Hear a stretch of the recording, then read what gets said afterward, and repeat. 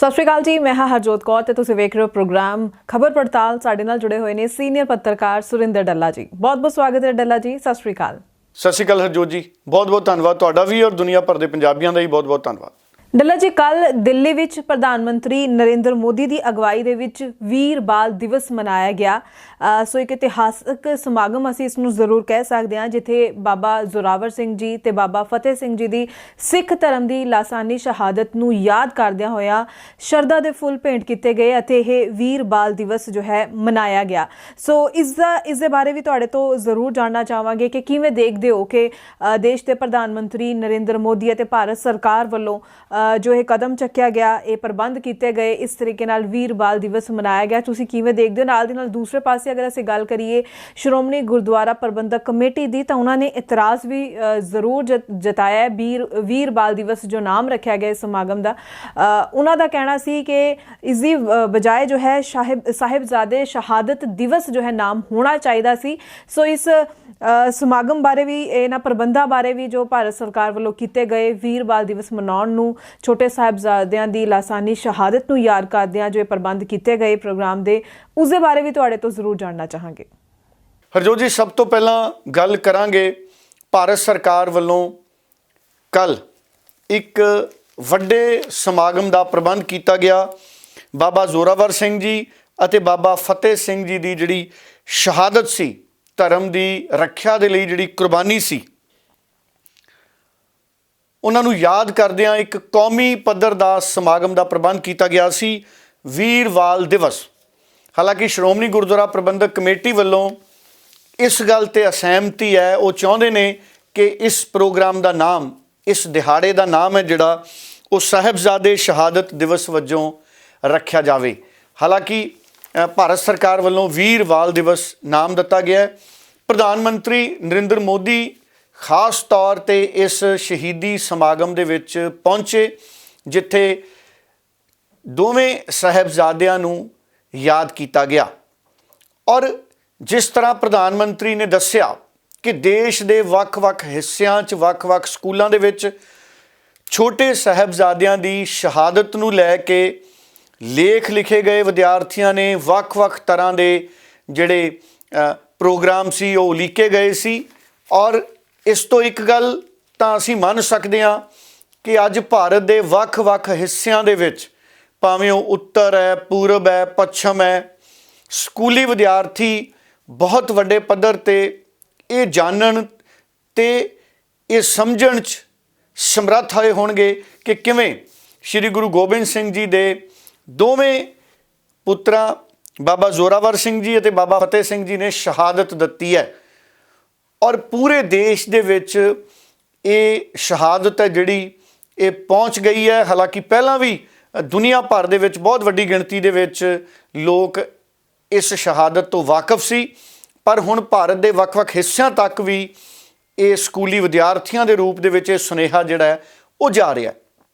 ਉਂਝ ਪ੍ਰਧਾਨ ਮੰਤਰੀ ਨਰਿੰਦਰ ਮੋਦੀ ਨੇ ਇੱਕ ਲੋਕਤਾਂਤਰਿਕ ਤਰੀਕੇ ਦੇ ਨਾਲ ਇਹ ਇੱਕ ਵੱਡੀ ਪਹਿਲ ਕੀਤੀ ਹੈ, ਜਦੋਂ ਭਾਰਤ ਦੀ ਸਰਕਾਰ ਵੱਲੋਂ ਇਸ ਸ਼ਹਾਦਤ ਨੂੰ ਸਜਦਾ ਕੀਤਾ ਗਿਆ, ਸ਼ਰਧਾਂਜਲੀ ਦਿੱਤੀ ਗਈ ਵੀਰ ਬਾਲ ਦਿਵਸ ਮਨਾ ਕੇ।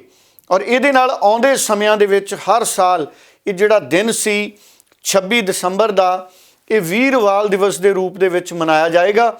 ਹਾਲਾਂਕਿ ਮੈਂ ਪਹਿਲਾਂ ਵੀ ਜਿਵੇਂ ਜ਼ਿਕਰ ਕੀਤਾ ਹੈ, ਸ਼੍ਰੋਮਣੀ ਗੁਰਦੁਆਰਾ ਪ੍ਰਬੰਧਕ ਕਮੇਟੀ ਇਹ ਚਾਹੁੰਦੀ ਹੈ ਕਿ ਇਸ ਖਾਸ ਦਿਹਾੜੇ ਦਾ ਜਿਹੜਾ ਨਾਮ ਹੈ ਉਹ ਸਾਹਿਬਜ਼ਾਦੇ ਸ਼ਹਾਦਤ ਦਿਵਸ ਵਜੋਂ ਰੱਖਿਆ ਜਾਵੇ। ਸੋ ਇਹਦੇ 'ਤੇ ਜਿਹੜੀ ਚਰਚਾ ਹੈ ਉਹ ਚੱਲਦੀ ਰਹਿਣੀ ਹੈ ਮੁਲਕ ਦੇ ਵਿੱਚ।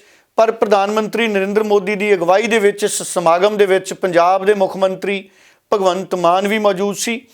ਔਰ ਭਗਵੰਤ ਮਾਨ ਨੇ ਵੀ ਸਾਹਿਬਜ਼ਾਦਿਆਂ ਦੀ ਕੁਰਬਾਨੀ ਨੂੰ ਯਾਦ ਕੀਤਾ, ਸਜਦਾ ਕੀਤਾ। ਪ੍ਰਧਾਨ ਮੰਤਰੀ ਨਰਿੰਦਰ ਮੋਦੀ ਨੇ ਵੀ ਵੱਖ-ਵੱਖ ਉਦਾਹਰਨਾਂ ਪੇਸ਼ ਕਰਕੇ ਇਸ ਕੁਰਬਾਨੀ ਅੱਗੇ ਸਿਰ ਝੁਕਾਇਆ। ਔਰ ਮਹਾਰਾਸ਼ਟਰ ਦੇ ਮੁੱਖ ਮੰਤਰੀ ਏਕਨਾਥ ਸ਼ਿੰਦੇ, ਉਹ ਵੀ ਉਚੇਚੇ ਤੌਰ 'ਤੇ ਇਸ ਸਮਾਗਮ ਦੇ ਵਿੱਚ ਪਹੁੰਚੇ ਹੋਏ ਸੀ। ਸੋ ਉਹਨਾਂ ਨੇ ਵੀ ਆਪਣੀ ਆਸਥਾ ਤੇ ਸ਼ਰਧਾ ਪ੍ਰਗਟ ਕੀਤੀ। ਸੋ ਇਹ ਇੱਕ ਬਹੁਤ ਵੱਡਾ ਸਮਾਗਮ ਸੀ, ਜਿਹਦੇ ਵਿੱਚ 3000 ਦੇ ਕਰੀਬ ਜਿਹੜੇ ਬੱਚੇ ਸੀ ਉਹਨਾਂ ਵੱਲੋਂ ਮਾਰਚ ਪਾਸਟ ਕੀਤਾ ਗਿਆ। ਔਰ ਇਹਦੇ ਨਾਲ ਬਹੁਤ ਵੱਡੀ ਗਿਣਤੀ ਦੇ ਵਿੱਚ ਬੱਚੇ ਸੀ, ਵਿਦਿਆਰਥੀ ਸੀ। ਵਿਦਿਆਰਥੀਆਂ ਵੱਲੋਂ ਸ਼ਬਦ ਗਾਇਨ ਕੀਤਾ ਗਿਆ ਔਰ ਮੇਜਰ ਧਿਆਨ ਚੰਦ ਨੈਸ਼ਨਲ ਸਟੇਡੀਅਮ ਦਿੱਲੀ ਦੇ ਵਿੱਚ ਇਹ ਸ਼ਰਧਾਂਜਲੀ ਸਮਾਗਮ ਸੀ, ਸ਼ਹਾਦਤ ਦਾ ਸਮਾਗਮ ਸੀ, ਜਿਹਦੇ ਵਿੱਚ ਹਜ਼ਾਰਾਂ ਔਰ ਦੇਸ਼ ਤੋਂ, ਦੁਨੀਆ ਤੋਂ, ਟੈਲੀਵਿਜ਼ਨਾਂ ਦੇ ਜ਼ਰੀਏ ਲੱਖਾਂ ਕਰੋੜਾਂ ਲੋਕ ਇਸ ਨਾਲ ਜੁੜੇ। ਡੀਡੀ ਨਿਊਜ਼ ਜਿਹੜਾ ਨੈਸ਼ਨਲ ਚੈਨਲ ਹੈ, ਡੀਡੀ ਨਿਊਜ਼, ਉਹਦੇ ਉੱਪਰ ਸਿੱਧਾ ਪ੍ਰਸਾਰਣ ਵੀ ਇਸ ਪ੍ਰੋਗਰਾਮ ਦਾ ਕੀਤਾ ਗਿਆ। ਸੋ ਬਹੁਤ ਵੱਡੇ ਪੱਧਰ ਤੇ ਜਿਹੜਾ ਸੁਨੇਹਾ ਗਿਆ। ਹਾਲਾਂਕਿ ਕੱਲ ਫਤਿਹਗੜ੍ਹ ਸਾਹਿਬ ਵਿਖੇ ਵੀ ਸ਼ਹੀਦ ਜੋੜ ਮੇਲਾ ਸ਼ੁਰੂ ਹੋਇਆ, ਜਿਸ ਵਿੱਚ ਦੁਨੀਆ ਭਰ ਤੋਂ ਪੰਜਾਬੀ ਪਹੁੰਚਦੇ ਨੇ, ਦੁਨੀਆ ਭਰ ਤੋਂ ਜਿਹੜੇ ਨਾਗਰਿਕ ਨੇ, ਆਮ ਲੋਕ ਨੇ, ਉਹ ਪਹੁੰਚਦੇ ਨੇ ਜੋੜ ਮੇਲ ਦੇ ਦਰਮਿਆਨ। ਡੱਲਾ ਜੀ, ਇਸ ਦੇ ਨਾਲ ਹੀ ਭਾਰਤ ਸਰਕਾਰ ਵੱਲੋਂ ਜੋ ਹੈ ਕੱਲ੍ਹ ਇੱਕ ਇਸ਼ਤਿਹਾਰ ਵੀ ਛਾਪਿਆ ਗਿਆ। ਇਸ਼ਤਿਹਾਰ ਖਾਸ ਇਸ ਲਈ ਹੈ ਕਿਉਂਕਿ ਇਸ ਦੇ ਵਿੱਚ ਜੋ ਹੈ ਸਿੱਖ ਸਮਾਜ ਲਈ ਜਿਹੜੇ ਮਹੱਤਵਪੂਰਨ ਕਾਰਜ ਕੀਤੇ ਗਏ ਨੇ ਭਾਰਤ ਸਰਕਾਰ ਵੱਲੋਂ, ਉਹ ਇਸ ਇਸ਼ਤਿਹਾਰ ਵਿੱਚ ਦਰਸਾਏ ਗਏ ਨੇ। ਪਹਿਲਾਂ ਤਾਂ ਇਸ ਇਸ਼ਤਿਹਾਰ ਦਾ ਜ਼ਰੂਰ ਤੁਹਾਡੇ ਤੋਂ ਕੱਪੜ ਛਾਣ ਚਾਹਾਂਗੇ ਕਿ ਤੁਸੀਂ ਇਸ ਸਭ ਦੇ ਬਾਰੇ ਕਿਵੇਂ ਦੇਖਦੇ ਹੋ, ਇਸ ਸਭ ਨੂੰ ਕੀ ਆਖੋਗੇ ਇਸ ਬਾਰੇ, ਕਿਉਂਕਿ ਅਸੀਂ ਲੋਕਤਾਂਤਰਿਕ ਦੇਸ਼ ਵਿੱਚ ਰਹਿੰਦੇ ਹਾਂ ਜਿੱਥੇ ਵੋਟਾਂ ਦੇ ਜ਼ਰੀਏ ਸਰਕਾਰਾਂ ਜੋ ਹੈ ਚੁਣੀਆਂ ਜਾਂਦੀਆਂ ਨੇ। ਆਮ ਤੌਰ 'ਤੇ ਮੰਨਿਆ ਜਾਂਦਾ ਸੀ ਕਿ ਭਾਰਤੀ ਜਨਤਾ ਪਾਰਟੀ ਜੋ ਹੈ ਇੱਕ ਕੱਟੜਵਾਦੀ ਪਾਰਟੀ ਮੰਨੀ ਜਾਂਦੀ ਸੀ ਤੇ ਇਹ ਵੀ ਸੋਚਿਆ ਜਾਂਦਾ ਸੀ ਕਿ ਘੱਟ ਗਿਣਤੀਆਂ ਨੂੰ ਉਨਾ ਸਤਿਕਾਰ ਭਾਰਤੀ ਜਨਤਾ ਪਾਰਟੀ ਵੱਲੋਂ ਨਹੀਂ ਦਿੱਤਾ ਜਾਂਦਾ ਰਿਹਾ। ਪਰ ਹੁਣ ਮੌਜੂਦਾ ਸਥਿਤੀ ਦੀ ਜੇਕਰ ਗੱਲ ਕਰੀਏ, ਕਿਵੇਂ ਦੇਖਦੇ ਹੋ ਤੁਸੀਂ ਜਦ ਇੱਕ ਬੀਜੇਪੀ ਵੱਲੋਂ, ਭਾਰਤੀ ਜਨਤਾ ਪਾਰਟੀ ਵੱਲੋਂ ਘੱਟ ਗਿਣਤੀ ਦੇ ਸਮਾਗਮ ਵੀ ਮਨਾਏ ਜਾ ਰਹੇ ਨੇ ਤੇ ਉਹਨਾਂ ਦੇ ਬੜੇ ਨੇੜੇ ਹੋ ਕੇ ਵੀ ਚੱਲਿਆ ਜਾ ਰਿਹਾ। ਸੋ ਤੁਸੀਂ ਕਿਵੇਂ ਆਂਕਦੇ ਹੋ ਇਹਨਾਂ ਸਭ ਚੀਜ਼ਾਂ ਨੂੰ, ਕਿਉਂਕਿ ਭਾਰਤੀ ਜਨਤਾ ਪਾਰਟੀ, ਅਗਰ ਆਪਾਂ ਇੱਕ ਆਂਕਲਨ ਕਰਨ ਦੀ ਕੋਸ਼ਿਸ਼ ਕਰੀਏ, ਕਿੰਨਾ ਕੁ ਨੇੜੇ ਪੰਜਾਬ ਦੇ ਲੋਕਾਂ ਦੇ ਹੋਣ ਦੇ ਕਾਮਯਾਬ ਹੋ ਸਕਦੀ ਹੈ ਹੁਣ ਮੌਜੂਦਾ ਸਥਿਤੀ, ਅਗਰ ਆਉਣ ਵਾਲੇ ਸਮੇਂ ਵਿੱਚ ਵੀ ਇਸ ਨੂੰ ਸਮਝਣਾ ਚਾਹੀਏ ਤਾਂ ਤੁਸੀਂ ਕੀ ਕਹੋਗੇ ਸਭ ਨੂੰ ਵੇਖਦਿਆਂ ਹੋਇਆ? ਹਰਜੋਤ ਜੀ, ਜਿਵੇਂ ਤੁਸੀਂ ਸਵਾਲ ਕੀਤਾ ਹੈ, ਹੁਣ ਕਿਉਂਕਿ ਡੈਮੋਕ੍ਰੈਟਿਕ ਮੁਲਕ ਹੈ ਸਾਡਾ, ਭਾਰਤ ਦੇ ਵਿੱਚ ਵੋਟਾਂ ਦੀ ਸਿਆਸਤ ਵੀ ਹੁੰਦੀ ਹੈ ਔਰ ਪ੍ਰਧਾਨ ਮੰਤਰੀ ਨਰਿੰਦਰ ਮੋਦੀ ਭਾਰਤੀ ਜਨਤਾ ਪਾਰਟੀ ਤੋਂ ਆਉਂਦੇ ਨੇ ਔਰ ਭਾਰਤੀ ਜਨਤਾ ਪਾਰਟੀ ਤੇ ਲਗਾਤਾਰ, ਭਾਵੇਂ ਸ਼੍ਰੋਮਣੀ ਗੁਰਦੁਆਰਾ ਪ੍ਰਬੰਧਕ ਕਮੇਟੀ ਹੈ ਜਾਂ ਪੰਜਾਬ 'ਚ ਸਮੇਂ-ਸਮੇਂ ਦੀਆਂ ਸਰਕਾਰਾਂ ਨੇ, ਉਹ ਭਾਰਤੀ ਜਨਤਾ ਪਾਰਟੀ ਤੇ ਵਿਤਕਰੇ ਦੇ ਇਲਜ਼ਾਮ ਵੀ ਲਾਉਂਦੀਆਂ ਰਹੀਆਂ ਨੇ। ਪਰ ਅੱਜ ਇਹ ਇਲਜ਼ਾਮ ਕਿੰਨੇ ਕੁ ਖਤਮ ਹੁੰਦੇ ਨੇ? ਪ੍ਰਧਾਨ ਮੰਤਰੀ ਨਰਿੰਦਰ ਮੋਦੀ ਜਦੋਂ ਇਹ ਪਹਿਲ ਕਰਦੇ ਨੇ ਕਿ ਉਹ ਸਿੱਖ ਭਾਈਚਾਰੇ ਦੇ ਮਸਲੇ ਸੁਲਝਾਉਣ ਦੀ ਦਿਸ਼ਾ 'ਚ ਨਜ਼ਰ ਆ ਰਹੇ ਨੇ, ਪ੍ਰਧਾਨ ਮੰਤਰੀ ਕਈ ਅਹਿਮ ਕਾਰਜ ਕਰਦੇ ਨੇ ਸਿੱਖ ਕੌਮ ਲਈ ਔਰ ਕੱਲ੍ਹ ਇੱਕ ਬਕਾਇਦਾ ਇਸ਼ਤਿਹਾਰ ਛਾਪਿਆ ਗਿਆ ਸੀ ਭਾਰਤ ਦੀ ਸਰਕਾਰ ਵੱਲੋਂ, ਪ੍ਰਧਾਨ ਮੰਤਰੀ ਨਰਿੰਦਰ ਮੋਦੀ ਵੱਲੋਂ ਇਹ ਇਸ਼ਤਿਹਾਰ ਛਾਪਿਆ ਗਿਆ ਸੀ ਔਰ ਉਸ ਇਸ਼ਤਿਹਾਰ ਦੇ ਵਿੱਚ ਮੋਦੀ ਸਰਕਾਰ ਦੁਆਰਾ ਸਿੱਖ ਸਮਾਜ ਲਈ ਕੀਤੇ ਗਏ ਮਹੱਤਵਪੂਰਨ ਕਾਰਜ, ਇਹਦਾ ਵਿਸਥਾਰ ਵੀ ਛਾਪਿਆ ਗਿਆ ਸੀ। ਹਾਲਾਂਕਿ ਜਿਹੜਾ ਇਸ਼ਤਿਹਾਰ ਸੀ ਇਹ ਵੀਰ ਬਾਲ ਦਿਵਸ ਜਿਹੜਾ ਹੈਗਾ ਉਹਨੂੰ ਸਮਰਪਿਤ ਸੀ ਔਰ ਇਹ ਆਜ਼ਾਦੀ ਦਾ ਅੰਮ੍ਰਿਤ ਮਹੋਤਸਵ ਹੈ, ਇਹ ਉਹਦੇ ਤਹਿਤ ਇਸ਼ਤਿਹਾਰ ਛਾਪਿਆ ਗਿਆ। ਪਰ ਆਜ਼ਾਦੀ ਦਾ ਅੰਮ੍ਰਿਤ ਮਹੋਤਸਵ ਦੇ ਵਿੱਚ ਭਾਰਤ ਸਰਕਾਰ ਵੱਲੋਂ ਇਹ ਦਾਅਵਾ ਹੈ ਕਿ ਬਹੁਤ ਸਾਰੇ ਸਾਡੇ ਦੇਸ਼ ਦੀ ਆਜ਼ਾਦੀ ਦੇ ਵੀਰ ਸੀ, ਪਰਵਾਨੇ ਸੀ, ਸਾਡੀ ਦੇਸ਼ ਦੀ ਆਜ਼ਾਦੀ ਨੂੰ ਲੈ ਕੇ ਸੱਚਾਈਆਂ ਸੀ ਜਿਹੜੀਆਂ ਲੁਕੀਆਂ ਸੀ, ਅਸੀਂ ਉਹਨਾਂ ਨੂੰ ਬਾਹਰ ਲੈ ਕੇ ਆ ਰਹੇ ਹਾਂ ਔਰ ਕਈ ਅਹਿਮ ਕਾਰਜ ਦੱਸੇ ਗਏ ਨਰਿੰਦਰ ਮੋਦੀ ਸਰਕਾਰ ਦੇ ਜਿਹੜੇ ਇਸ਼ਤਿਹਾਰ 'ਚ ਛਪੇ ਨੇ। ਮੈਂ ਮੋਟੇ-ਮੋਟੇ ਪੜ੍ਹਦਾ। 70 ਸਾਲ ਬਾਅਦ ਕਰਤਾਰਪੁਰ ਸਾਹਿਬ ਦੇ ਦਰਸ਼ਨਾਂ ਦੇ ਲਈ ਕੋਰੀਡੋਰ ਬਣਾਇਆ ਗਿਆ ਭਾਰਤ ਸਰਕਾਰ ਵੱਲੋਂ, ਇਹ ਵੀ ਨਰਿੰਦਰ ਮੋਦੀ ਉਹਨਾਂ ਦੀ ਸਰਕਾਰ ਵੱਲੋਂ ਕੋਰੀਡੋਰ ਬਣਾਇਆ ਗਿਆ। ਹਾਲਾਂਕਿ ਪਹਿਲਾਂ ਵਿਵਾਦ ਰਿਹਾ ਕਾਫੀ ਜ਼ਿਆਦਾ, ਕੈਪਟਨ ਅਮਰਿੰਦਰ ਜਦੋਂ ਪੰਜਾਬ ਦੇ ਮੁੱਖ ਮੰਤਰੀ ਸੀ, ਕਿਉਂਕਿ ਨਵਜੋਤ ਸਿੰਘ ਸਿੱਧੂ ਪਹਿਲਾਂ ਹੀ ਸੁਨੇਹਾ ਲਿਆਏ ਸੀ ਵੀ ਪਾਕਿਸਤਾਨ ਲਾਂਘਾ ਖੋਲ੍ਹਣ ਨੂੰ ਤਿਆਰ ਹੈ। ਚਲੋ ਜਦੋਂ ਸਾਰੀ ਸਹਿਮਤੀ ਬਣੀ, ਪਾਕਿਸਤਾਨ ਵਾਲੇ ਪਾਸੇ ਵੀ ਕੋਰੀਡੋਰ ਬਣਿਆ, ਭਾਰਤ ਵਾਲੇ ਪਾਸੇ ਵੀ ਕੋਰੀਡੋਰ ਬਣਿਆ। ਸੋ ਇਹਦੇ 'ਚ ਕੋਈ ਦੋ ਰਾਏ ਨਹੀਂ ਹੈ ਕਿ ਪ੍ਰਧਾਨ ਮੰਤਰੀ ਨਰਿੰਦਰ ਮੋਦੀ ਦੀ ਮਰਜ਼ੀ ਬਿਨਾਂ ਇਹ ਕੋਰੀਡੋਰ ਨਹੀਂ ਬਣ ਸਕਦਾ ਸੀ ਔਰ ਭਾਰਤ ਸਰਕਾਰ ਨੇ ਵੀ ਇਹਦੇ 'ਚ ਆਪਣੀ ਭੂਮਿਕਾ ਅਦਾ ਕੀਤੀ। ਫਿਰ ਸ਼੍ਰੀ ਗੁਰੂ ਨਾਨਕ ਦੇਵ ਜੀ ਦੇ 550ਵੇਂ ਪ੍ਰਕਾਸ਼ ਪੁਰਬ ਨੂੰ ਰਾਸ਼ਟਰੀ ਅਤੇ ਅੰਤਰਰਾਸ਼ਟਰੀ ਪੱਧਰ ਤੇ ਮਨਾਇਆ ਗਿਆ। ਇਹ ਵੀ ਨਰਿੰਦਰ ਮੋਦੀ ਸਰਕਾਰ ਮਹੱਤਵਪੂਰਨ ਕਾਰਜ ਕਰਨ ਦਾ ਜਿਹੜਾ ਦਾਅਵਾ ਹੈ ਸਰਕਾਰ ਦਾ, ਇਸ ਤੱਥ ਨੂੰ ਵੀ ਉਹਦੇ ਵਿੱਚ ਜੋੜਿਆ ਜਾ ਰਿਹਾ ਹੈ ਔਰ ਇਹ ਵੀ ਕਿਹਾ ਕਿ ਸ਼੍ਰੀ ਗੁਰੂ ਨਾਨਕ ਦੇਵ ਜੀ ਦੀਆਂ ਸਿੱਖਿਆਵਾਂ ਅਤੇ ਉਪਦੇਸ਼ਾਂ ਦਾ ਭਾਰਤੀ ਅਤੇ ਅੰਤਰਰਾਸ਼ਟਰੀ ਭਾਸ਼ਾਵਾਂ ਦੇ ਵਿੱਚ ਅਨੁਵਾਦ ਹੋਇਆ ਤੇ ਉਹਨਾਂ ਦੀ ਯਾਦ ਦੇ ਵਿੱਚ ਇੱਕ ਡਾਕ ਟਿਕਟ ਜਾਰੀ ਕੀਤਾ ਗਿਆ ਜਾਂ ਡਾਕ ਟਿਕਟ ਜਾਰੀ ਹੋਇਆ। ਹੇਮਕੁੰਟ ਸਾਹਿਬ ਦੇ ਦਰਸ਼ਨਾਂ ਲਈ ਰੋਪਵੇ ਦਾ ਨਿਰਮਾਣ ਜਾਰੀ। ਸੋ ਰੋਪਵੇ ਦਾ ਨਿਰਮਾਣ ਚੱਲ ਰਿਹਾ ਸ਼੍ਰੀ ਹੇਮਕੁੰਟ ਸਾਹਿਬ ਦੇ ਦਰਸ਼ਨਾਂ ਲਈ ਔਰ ਸ਼੍ਰੀ ਗੁਰੂ ਗੋਬਿੰਦ ਸਿੰਘ ਜੀ ਦੇ 350ਵੇਂ ਪ੍ਰਕਾਸ਼ ਪੁਰਬ ਤੇ ਰਾਸ਼ਟਰੀ ਤੇ ਅੰਤਰਰਾਸ਼ਟਰੀ ਪੱਧਰ ਤੇ ਹੋਏ ਸਮਾਗਮਾਂ ਅਤੇ ਯਾਦਗਾਰੀ ਸਿੱਕਾ ਤੇ ਡਾਕ ਟਿਕਟ ਜਾਰੀ ਕੀਤੇ ਗਏ। ਇਹ ਵੀ ਸਰਕਾਰ ਦੱਸ ਰਹੀ ਹੈ ਕਿ ਅਸੀਂ ਇਹ ਕੰਮ ਵੀ ਕੀਤੇ ਨੇ। 80 ਦੇ ਦਹਾਕੇ 'ਚ ਸਾਨੂੰ ਪਤਾ ਹੈ ਕਾਲੀ ਸੂਚੀ ਬਣੀ ਸੀ। ਸੋ ਭਾਜਪਾ ਔਰ ਭਾਰਤ ਸਰਕਾਰ ਦਾ ਕਹਿਣਾ ਹੈ ਕਿ ਕਾਲੀ ਸੂਚੀ 'ਚ ਰੱਖੇ ਗਏ ਸਿੱਖਾਂ ਦੇ ਨਾਂ ਹਟਾਏ ਗਏ ਨੇ ਤਾਂ ਜੋ ਵਾਪਸ ਦੇਸ਼ ਆ ਸਕਣ। ਔਰ 1984 ਦੇ ਦੰਗਾ ਪੀੜਤਾਂ ਨੂੰ ਇਨਸਾਫ ਦਿਵਾਉਣ ਲਈ ਵਿਸ਼ੇਸ਼ ਜਾਂਚ ਕਮੇਟੀ ਦਾ ਗਠਨ ਕੀਤਾ ਗਿਆ ਤੇ ਅਨੇਕ ਜੋ ਜਿਹੜੇ ਦੋਸ਼ੀ ਨੇ ਉਹ ਜੇਲ੍ਹ ਭੇਜੇ ਗਏ। ਉਂਝ ਭਾਰਤੀ ਜਨਤਾ ਪਾਰਟੀ ਦੇ ਲੀਡਰ ਵੀ ਇਸ ਮਾਮਲੇ ਨੂੰ ਕਤਲकांड ਮੰਨਦੇ ਨੇ, ਪਰ ਇਸ਼ਤਿਹਾਰ ਹੈ ਜਿਹੜਾ ਉਹਦੇ ਵਿੱਚ 1984 ਦੇ ਦੰਗਾ ਪੀੜਤਾਂ ਨੂੰ ਇਨਸਾਫ ਦਿਵਾਉਣ ਲਈ ਵਿਸ਼ੇਸ਼ ਜਾਂਚ ਕਮੇਟੀ ਦੇ ਗਠਨ ਦਾ ਜ਼ਿਕਰ ਕੀਤਾ ਗਿਆ। ਸੋ ਇਹ ਨਿਸ਼ਚਿਤ ਤੌਰ ਦੇ ਉੱਤੇ ਇਹ 1984 ਦਾ ਜਿਹੜਾ ਹੈਗਾ ਇਹ ਕਤਲकांड ਸੀ। ਇਸ ਤੋਂ ਬਾਅਦ ਲਿਖਦੇ ਨੇ ਕਿ ਸ਼ਹੀਦਾਂ ਦੇ ਸਨਮਾਨ ਵਿੱਚ ਜਲਿਆਂਵਾਲਾ ਬਾਗ ਯਾਦਗਾਰ ਦਾ ਮੁੜ ਵਿਕਾਸ। ਇਹ ਭਾਰਤ ਸਰਕਾਰ ਵੱਲੋਂ ਜਲਿਆਂਵਾਲੇ ਬਾਗ ਦੀ ਜਿਹੜੀ ਯਾਦਗਾਰ ਹੈ ਉਹਦਾ ਮੁੜ ਵਿਕਾਸ ਕੀਤਾ ਗਿਆ। ਹਾਲਾਂਕਿ ਬਹੁਤ ਸਾਰੇ ਲੋਕ ਇਸ ਗੱਲ ਤੋਂ ਨਾਖੁਸ਼ ਨੇ ਕਿ ਉਸੇ ਤਰ੍ਹਾਂ ਇਸ ਯਾਦਗਾਰ ਨੂੰ ਨਹੀਂ ਬਣਾਇਆ ਗਿਆ ਜਿਵੇਂ ਬਣਾਇਆ ਜਾਣਾ ਚਾਹੀਦਾ ਸੀ। ਕੁਝ ਤਬਦੀਲੀਆਂ ਨੇ ਜਿਹੜੀਆਂ ਆਮ ਲੋਕਾਂ ਨੂੰ ਮਾਫਕ ਨਹੀਂ ਆ ਰਹੀਆਂ। ਇਸ ਤੋਂ ਇਲਾਵਾ ਮੋਦੀ ਸਰਕਾਰ ਦਾ ਦਾਅਵਾ ਹੈ ਕਿ ਅਫਗਾਨਿਸਤਾਨ ਤੋਂ ਸ਼੍ਰੀ ਗੁਰੂ ਗ੍ਰੰਥ ਸਾਹਿਬ ਜੀ ਦੇ ਪਾਵਨ ਸਰੂਪਾਂ ਦੇ ਨਾਲ ਉੱਥੇ ਰਹਿ ਰਹੇ ਸਿੱਖਾਂ ਨੂੰ ਵਾਯੂ ਸੈਨਾ ਦੇ ਜਹਾਜ਼ ਰਾਹੀਂ ਵਾਪਸ ਲਿਆਂਦਾ ਗਿਆ। ਬਿਲਕੁਲ ਇਹ ਗੱਲ ਠੀਕ ਹੈ। ਬਹੁਤ ਸਾਰੇ ਅਫਗਾਨਿਸਤਾਨ ਤੋਂ ਸਿੱਖ ਜਿਹੜੇ ਭਾਈਚਾਰੇ ਦੇ ਲੋਕ ਸੀ ਉਹਨਾਂ ਨੂੰ ਵਾਪਸ ਲਿਆਂਦਾ ਗਿਆ। ਸ਼੍ਰੀ ਗੁਰੂ ਨਾਨਕ ਦੇਵ ਜੀ ਨਾਲ ਸੰਬੰਧਿਤ ਪ੍ਰਸਿੱਧ ਤੀਰਥ ਸੁਲਤਾਨਪੁਰ ਲੋਧੀ ਦਾ ਹੈਰੀਟੇਜ ਸਿਟੀ ਦੇ ਰੂਪ ਦੇ ਵਿੱਚ ਵਿਕਾਸ। ਔਰ ਲੰਗਰ ਤੇ ਕਿਸੇ ਪ੍ਰਕਾਰ ਦਾ ਕੋਈ ਟੈਕਸ ਨਹੀਂ, ਲੰਗਰ ਤੋਂ GST ਹਟਾਇਆ ਗਿਆ। ਹਾਲਾਂਕਿ ਲੰਗਰ ਦੇ ਉੱਤੇ GST ਨਰਿੰਦਰ ਮੋਦੀ ਦੀ ਸਰਕਾਰ ਦੇ ਦੌਰਾਨ ਹੀ ਲੱਗਿਆ ਸੀ, ਕਿਉਂਕਿ GST ਆਇਆ ਹੀ ਨਰਿੰਦਰ ਮੋਦੀ ਦੀ ਸਰਕਾਰ ਵੇਲੇ ਹੈ, ਇਸ ਕਰਕੇ ਪਰ ਟੈਕਸ ਲੱਗਿਆ ਤੇ ਉਹਨੂੰ ਹਟਾਇਆ। ਇਹਨੂੰ ਵੀ ਭਾਰਤ ਸਰਕਾਰ ਇੱਕ ਕਾਰਜ ਮੰਨਦੀ ਹੈ, ਪਰ ਉਹ ਜ਼ਿਕਰ ਨਹੀਂ ਆਇਆ। ਪ੍ਰਧਾਨ ਮੰਤਰੀ ਨਰਿੰਦਰ ਮੋਦੀ ਜੀ ਨੇ ਸ਼੍ਰੀ ਗੁਰੂ ਨਾਨਕ ਦੇਵ ਜੀ ਦੇ ਪ੍ਰਕਾਸ਼ ਪੁਰਬ ਮੌਕੇ ਇੱਕ ਐਲਾਨ ਕੀਤਾ ਸੀ ਬੰਦੀ ਸਿੰਘਾਂ ਦੀ ਰਿਹਾਈ ਦਾ। ਸੋ ਉਹ ਬੰਦੀ ਸਿੰਘਾਂ ਦੀ ਰਿਹਾਈ ਦੇ ਮਾਮਲੇ ਦੇ ਵਿੱਚ ਹਜੇ ਕਿਸੇ ਤਰ੍ਹਾਂ ਦਾ ਜ਼ਿਕਰ ਇਸ ਇਸ਼ਤਿਹਾਰ ਦੇ ਵਿੱਚ ਨਹੀਂ ਕੀਤਾ ਗਿਆ, ਕਿਉਂਕਿ ਬਹੁਤ ਸਾਰੇ ਬੰਦੀ ਸਿੰਘ ਹੈ ਜਿਹੜੇ ਉਹਨਾਂ ਦੇ ਰਿਹਾਈ ਦਾ ਸੰਘਰਸ਼ ਪੰਜਾਬ ਦੇ ਵਿੱਚ ਚੱਲ ਰਿਹਾ। ਹੁਣ ਜਿਹੜਾ ਤੁਹਾਡਾ ਮੂਲ ਸਵਾਲ ਸੀ ਹਰਜੋਤ ਜੀ, ਮੈਂ ਉਹਦੇ 'ਤੇ ਵਾਪਸ ਆਉਣਾ ਕਿ ਬਹੁਤ ਸਾਰੇ ਸਿੱਖ ਪੰਥ ਦੇ ਮਸਲੇ ਸੁਲਝਾਉਣ ਦਾ ਦਾਅਵਾ ਭਾਰਤੀ ਜਨਤਾ ਪਾਰਟੀ ਵੱਲੋਂ ਕੀਤਾ ਜਾ ਰਿਹਾ ਹੈ। ਭਾਜਪਾ ਦੀ ਸਰਕਾਰ ਵੱਲੋਂ ਸਿੱਖ ਭਾਈਚਾਰੇ ਨੂੰ ਇਹ ਪ੍ਰਭਾਵ ਦੇਣ ਦੀ ਕੋਸ਼ਿਸ਼ ਕੀਤੀ ਜਾ ਰਹੀ ਹੈ ਕਿ BJP ਇੱਕ ਡੈਮੋਕ੍ਰੈਟਿਕ ਪਾਰਟੀ ਹੈ, ਲੋਕਤਾਂਤਰਿਕ ਪਾਰਟੀ ਹੈ, ਸਾਰੇ ਧਰਮਾਂ ਦਾ ਸਨਮਾਨ ਕਰਨ ਵਾਲੀ ਪਾਰਟੀ ਹੈ। ਔਰ ਪ੍ਰਧਾਨ ਮੰਤਰੀ ਦਾ ਨਾਅਰਾ ਸਬਕਾ ਸਾਥ ਸਬਕਾ ਵਿਕਾਸ, ਉਹਦੇ ਤਹਿਤ ਪ੍ਰਧਾਨ ਮੰਤਰੀ ਜੀ ਨੇ ਵੀਰ ਬਾਲ ਦਿਵਸ ਵੀ ਮਨਾਇਆ ਔਰ ਬਹੁਤ ਸਾਰੇ ਸਿੱਖ ਪੰਥ ਲਈ ਕਾਰਜ ਕੀਤੇ ਨੇ। ਸੋ ਅਜਿਹੇ 'ਚ ਕੀ ਪੰਜਾਬ ਦੇ ਵਿੱਚ ਜਿਹੜਾ ਤੁਹਾਡਾ ਸਵਾਲ ਹੈ ਹਰਜੋਤ ਜੀ, ਅਜਿਹੇ 'ਚ ਕੀ ਪੰਜਾਬ 'ਚ ਭਾਰਤੀ ਜਨਤਾ ਪਾਰਟੀ ਸਾਰੇ ਭਾਈਚਾਰਿਆਂ ਦੇ ਵੋਟ ਹਾਸਲ ਕਰਕੇ ਪੰਜਾਬ ਦੇ ਲੋਕਾਂ ਦੇ BJP ਨੇੜੇ ਲੱਗ ਸਕੇਗੀ? ਤੁਹਾਡਾ ਜਿਹੜਾ ਸਵਾਲ ਹੈ ਉਹਦੇ ਪਿੱਛੇ ਦੇਖੋ, ਮੇਰਾ ਇਹ ਮੰਨਣਾ ਹੈ ਕਿ ਇਹ ਬਹੁਤ ਇੱਕ ਖੁਸ਼ੀ ਵਾਲੀ ਗੱਲ ਹੈ ਕਿ ਭਾਰਤ ਦੀ ਸਰਕਾਰ ਹੈ ਜਿਹੜੀ ਸਿੱਖ ਭਾਈਚਾਰੇ ਦੇ ਮਸਲੇ ਨਿਬੇੜਨ ਵਾਲੇ ਪਾਸੇ ਤੁਰੀ ਹੈ। ਕਾਂਗਰਸ ਨੇ ਇੰਨੀ ਜ਼ਿਆਦਾ ਗੰਭੀਰਤਾ ਨਹੀਂ ਦਿਖਾਈ ਆਪਣੇ ਸਮਿਆਂ ਦੇ ਵਿੱਚ, BJP ਨੇ ਗੰਭੀਰਤਾ ਦਿਖਾਉਣੀ ਸ਼ੁਰੂ ਕੀਤੀ ਹੈ। ਦੂਸਰਾ ਪੱਖ, ਜਦੋਂ ਮਨਮੋਹਨ ਸਿੰਘ ਪ੍ਰਧਾਨ ਮੰਤਰੀ ਸੀ ਉਹਨਾਂ ਨੇ ਵੀ ਬਹੁਤ ਸਾਰੇ ਸਿੱਖ ਭਾਈਚਾਰੇ ਦੇ ਮਸਲੇ ਨੇ ਜਿਹੜੇ ਉਹ ਨਿਪਟਾਏ ਵੀ ਨੇ ਔਰ ਉਹਨਾਂ ਨੂੰ ਹੱਲ ਕਰਨ ਦੀ ਦਿਸ਼ਾ ਦੇ ਵਿੱਚ ਉਹਨਾਂ ਨੇ ਵੀ ਆਪਣੀ ਸਮਰੱਥਾ ਮੁਤਾਬਕ ਪਹਿਲ ਕੀਤੀ। ਹੁਣ ਜਿਹੜਾ ਸਵਾਲ ਹੈ ਕਿ ਇਹ ਇੱਕ ਜ਼ਿੰਮੇਵਾਰੀ ਹੈ ਕਿਸੇ ਵੀ ਚੁਣੀ ਹੋਈ ਸਰਕਾਰ ਦੀ ਕਿ ਉਹ ਆਪਣੇ ਦੇਸ਼ ਦੇ ਕਿਸੇ ਵੀ ਭਾਈਚਾਰੇ ਘੱਟ ਗਿਣਤੀ ਜਾਂ ਬਹੁ ਗਿਣਤੀ ਦੀਆਂ ਧਾਰਮਿਕ ਭਾਵਨਾਵਾਂ ਦਾ ਸਤਿਕਾਰ ਕਰੇ ਤੇ ਉਸ ਦਿਸ਼ਾ ਦੇ ਵਿੱਚ ਕੰਮ ਕਰੇ। ਹੁਣ ਜਿਹੜਾ ਮਸਲਾ ਰਹਿ ਗਿਆ ਕਿ ਕੀ BJP ਸਿਆਸਤ 'ਚ, ਪੰਜਾਬ ਦੀ ਸਿਆਸਤ 'ਚ ਸਿੱਖ ਭਾਈਚਾਰੇ ਦੇ ਦਿਲਾਂ 'ਚ ਵੱਡੀ ਥਾਂ ਬਣਾ ਸਕੇਗੀ? ਦੇਖੋ, ਇਹਦੇ ਦੋ ਪਹਿਲੂ ਨੇ। ਇੱਕ ਤਾਂ ਜਿਸ ਤਰ੍ਹਾਂ ਦੇ ਕੰਮ ਨਰਿੰਦਰ ਮੋਦੀ ਧਰਮ ਦੇ ਖੇਤਰ 'ਚ ਕਰਦੇ ਨੇ ਉਹਨੂੰ ਹਰ ਪਾਸਿਓਂ ਸ਼ਲਾਘਾ ਮਿਲਦੀ ਹੈ।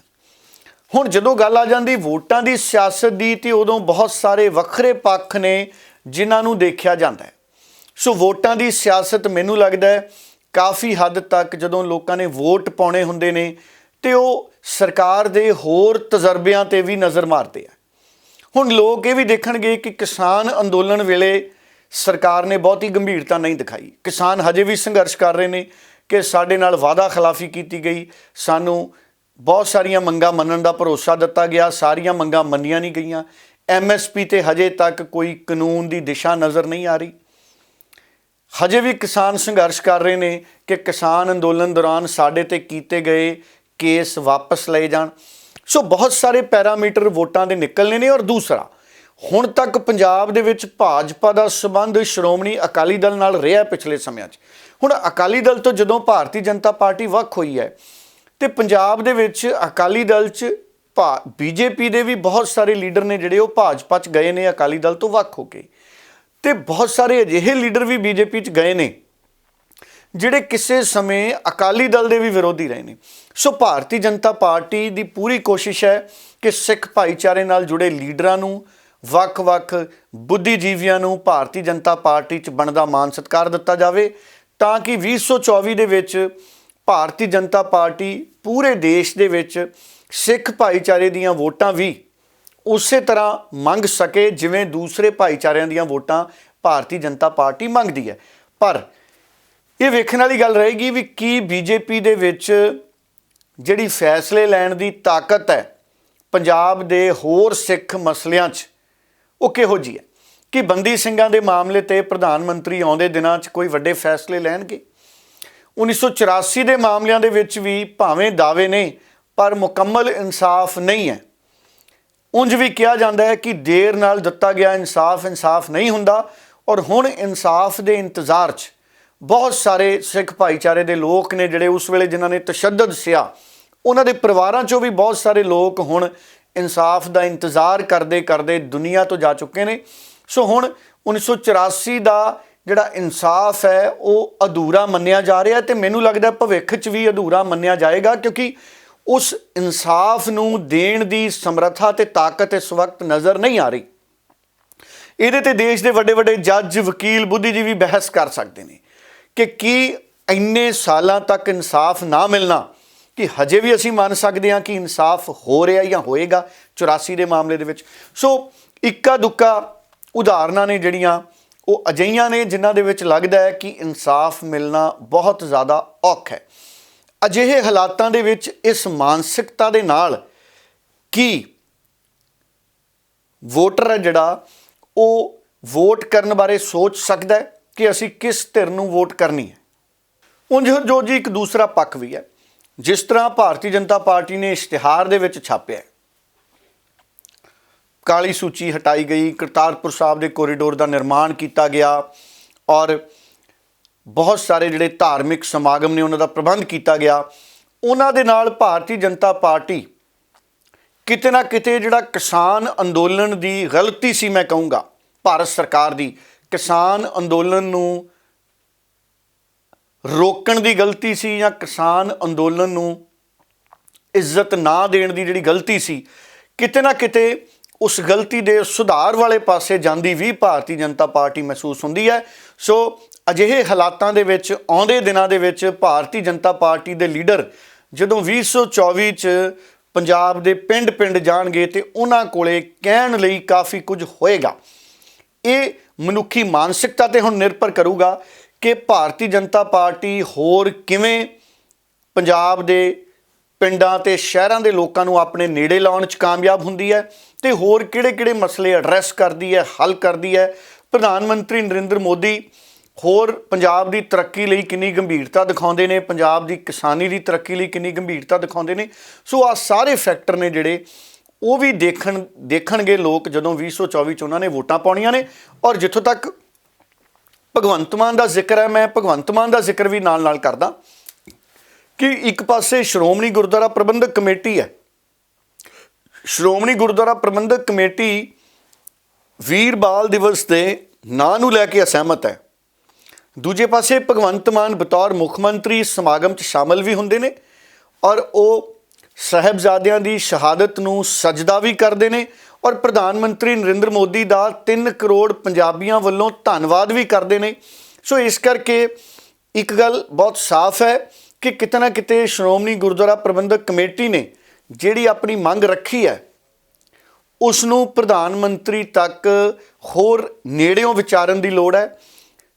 ਸ਼੍ਰੋਮਣੀ ਗੁਰਦੁਆਰਾ ਪ੍ਰਬੰਧਕ ਕਮੇਟੀ ਵੱਲੋਂ ਉਹਨਾਂ ਦੇ ਪ੍ਰਧਾਨ ਵੱਲੋਂ ਕਈ ਬਿਆਨ ਵੀ ਦਿੱਤੇ ਗਏ ਜਿਹੜੇ ਅਖਬਾਰਾਂ ਦੇ ਵਿੱਚ ਛਪੇ ਨੇ ਔਰ ਕਿਤੇ ਨਾ ਕਿਤੇ ਸ਼੍ਰੋਮਣੀ ਅਕਾਲੀ ਦਲ ਦਾ ਔਰ ਸ਼੍ਰੋਮਣੀ ਗੁਰਦੁਆਰਾ ਪ੍ਰਬੰਧਕ ਕਮੇਟੀ ਦਾ ਇਸ ਸਮਾਗਮ ਤੋਂ ਦੂਰ ਰਹਿਣਾ, ਉਹਦੇ ਨਾਲ ਵੀ ਆਮ ਲੋਕਾਂ ਦੇ ਵਿੱਚ ਆਪਣੇ ਪੱਧਰ ਤੇ ਆਪਣੀ ਸੋਚ ਸਮਝ ਮੁਤਾਬਕ ਜਿਹੜੀ ਇੱਕ ਜ਼ਹਿਨ ਦੀ ਡਿਬੇਟ ਹੈ ਉਹ ਜਾਰੀ ਹੈ। ਹਰ ਕੋਈ ਸੋਚ ਰਿਹਾ, ਸ਼੍ਰੋਮਣੀ ਗੁਰਦੁਆਰਾ ਪ੍ਰਬੰਧਕ ਕਮੇਟੀ ਨੇ ਜਿਹੜੀ ਗੱਲ ਰੱਖੀ, ਹਰ ਵਿਅਕਤੀ ਉਸ ਗੱਲ ਬਾਰੇ ਸੋਚ ਰਿਹਾ ਤੇ ਪ੍ਰਧਾਨ ਮੰਤਰੀ ਨਰਿੰਦਰ ਮੋਦੀ ਵੱਲੋਂ ਇੱਕ ਵੱਡੀ ਅਗਵਾਈ ਕਰਕੇ ਵੀਰ ਬਾਲ ਦਿਵਸ, ਸ਼ਹਾਦਤ ਦਿਵਸ ਜਿਹੜਾ ਦਿੱਲੀ ਦੇ ਵਿੱਚ ਹੋਇਆ, ਉਹਦੇ ਵਿੱਚ ਸ਼ਮੂਲੀਅਤ ਕੀਤੀ ਗਈ ਹੈ। ਉਹਨੂੰ ਵੀ ਹਰ ਦੁਨੀਆ ਦਾ ਬਸ਼ਿੰਦਾ ਤੇ ਹਰ ਪੰਜਾਬੀ ਤੇ ਭਾਰਤ ਵਾਸੀ ਵਿਚਾਰ ਰਿਹਾ ਹੈ, ਉਹਨੂੰ ਸਮਝਣ ਦੀ ਕੋਸ਼ਿਸ਼ ਕਰ ਰਿਹਾ। ਸੋ ਇਸ ਕਰਕੇ ਮੈਨੂੰ ਇਹ ਲੱਗਦਾ ਹੈ ਕਿ ਆਉਂਦੇ ਦਿਨਾਂ ਦੇ ਵਿੱਚ ਵੀਰ ਬਾਲ ਦਿਵਸ ਦੇ ਜ਼ਰੀਏ ਬਾਬਾ ਜ਼ੋਰਾਵਰ ਸਿੰਘ ਜੀ ਤੇ ਬਾਬਾ ਫਤਿਹ ਸਿੰਘ ਜੀ, ਇਹਨਾਂ ਦੀ ਜਿਹੜੀ ਕੁਰਬਾਨੀ ਹੈ, ਸ਼ਹਾਦਤ ਹੈ, ਉਹ ਬਹੁਤ ਵੱਡੇ ਪੱਧਰ ਦੇ ਉੱਤੇ ਸਾਡੇ ਬੱਚਿਆਂ ਦੇ ਵਿੱਚ, ਵਿਦਿਆਰਥੀਆਂ ਦੇ ਵਿੱਚ ਇਹ ਸ਼ਹਾਦਤ ਪਹੁੰਚੇਗੀ ਔਰ ਜਿਹਦੇ ਨਾਲ ਦੇਸ਼ ਔਰ ਦੁਨੀਆ ਦੇ ਜਿਹੜੇ ਹੋਰ ਲੋਕ ਨੇ ਉਹ ਸਿੱਖ ਇਤਿਹਾਸ ਦੀਆਂ, ਸਿੱਖ ਗੁਰੂਆਂ ਦੀਆਂ ਕੁਰਬਾਨੀਆਂ ਦੇ ਇਤਿਹਾਸ ਨੂੰ, ਦੇਸ਼ ਮਨੁੱਖਤਾ ਪ੍ਰਤੀ ਜਜ਼ਬੇ ਨੂੰ ਜ਼ਿਆਦਾ ਚੰਗੀ ਤਰ੍ਹਾਂ ਸਮਝ ਸਕਣਗੇ ਔਰ ਇਹਦੇ ਨਾਲ ਦੇਸ਼ ਦੇ ਵਿੱਚ ਸਿੱਖ ਭਾਈਚਾਰੇ ਦੇ ਪ੍ਰਤੀ ਜਿਹੜਾ ਸਤਿਕਾਰ ਹੈ ਉਹ ਹੋਰ ਵਧੇਗਾ ਔਰ ਗੁਰੂ ਸਾਹਿਬਾਨਾਂ ਦੀਆਂ ਕੁਰਬਾਨੀਆਂ ਤੋਂ ਹੋਰ ਦੁਨੀਆ ਦੇ ਲੋਕ ਵੀ ਪ੍ਰੇਰਨਾ ਹਾਸਲ ਕਰਨਗੇ। ਡੱਲਾ ਜੀ, ਅਗਲੀ ਖਬਰ ਵੱਲ ਵਧੀਏ ਤਾਂ ਬਲਬੀਰ ਸਿੰਘ ਰਾਜੇਵਾਲ ਦੀ ਅਗਵਾਈ ਦੇ ਵਿੱਚ ਕਈ ਕਿਸਾਨ ਜਥੇਬੰਦੀਆਂ ਨੇ ਜੋ ਹੈ ਐਲਾਨ ਕੀਤਾ ਹੈ ਕਿ ਆਉਂਦੀ 30 ਦਸੰਬਰ ਨੂੰ ਜੋ ਹੈ ਜੀਰਾ ਜਿੱਥੇ ਅੰਦੋਲਨ ਸ਼ੁਰੂ ਹੋਇਆ ਪਿਆ ਉੱਥੇ ਪਹੁੰਚਣਗੇ ਅਤੇ ਕਿਸਾਨ ਅੰਦੋਲਨ ਨੂੰ ਤਾਕਤ ਵੀ ਦੇਣਗੇ ਉੱਥੇ ਪਹੁੰਚ ਕੇ। ਤੇ ਇਹ ਪੂਰਾ ਮਾਮਲਾ ਕੀ ਹੈ, ਤੁਹਾਡੇ ਤੋਂ ਜਾਣਨਾ ਚਾਹਾਂਗੇ।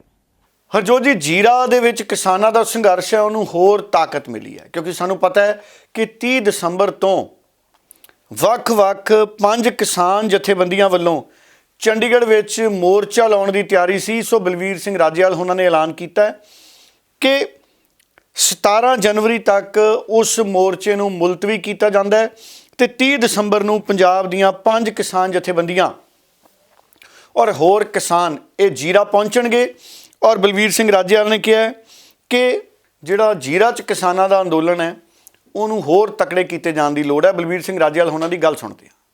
ਅਸੀਂ 30 ਦਸੰਬਰ ਤੋਂ ਚੰਡੀਗੜ੍ਹ 'ਚ ਮੋਰਚਾ ਲਾਉਣ ਦਾ ਪਲਾਨ ਕੀਤਾ ਹੋਇਆ।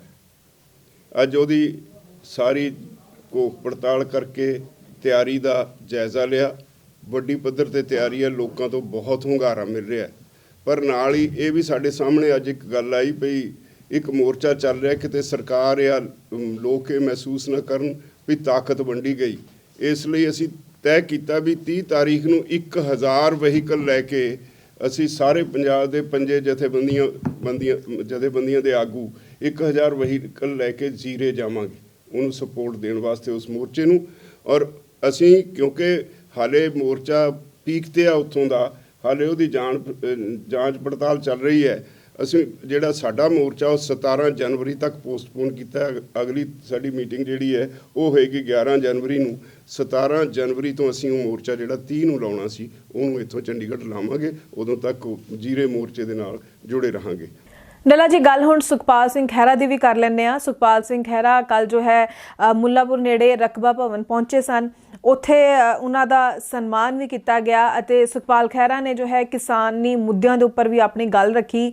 ਨਾਲ ਦੀ ਨਾਲ ਬਾਬਾ ਜ਼ੋਰਾਵਰ ਸਿੰਘ ਤੇ ਬਾਬਾ ਫਤਿਹ ਸਿੰਘ ਦੀ ਲਾਸਾਨੀ ਸ਼ਹਾਦਤ ਨੂੰ ਉਹਨਾਂ ਨੇ ਆਪਣੇ ਸ਼ਰਧਾ ਦੇ ਫੁੱਲ ਵੀ ਭੇਂਟ ਕੀਤੇ, ਉਹਨਾਂ ਦੀ ਸ਼ਹਾਦਤ ਨੂੰ ਪ੍ਰਣਾਮ ਵੀ ਕੀਤਾ। ਇਸ ਮੌਕੇ ਹੋਰ ਕੀ ਖਾਸ ਰਿਹਾ ਡੱਲਾ ਜੀ, ਜ਼ਰੂਰ ਦੱਸਿਓ।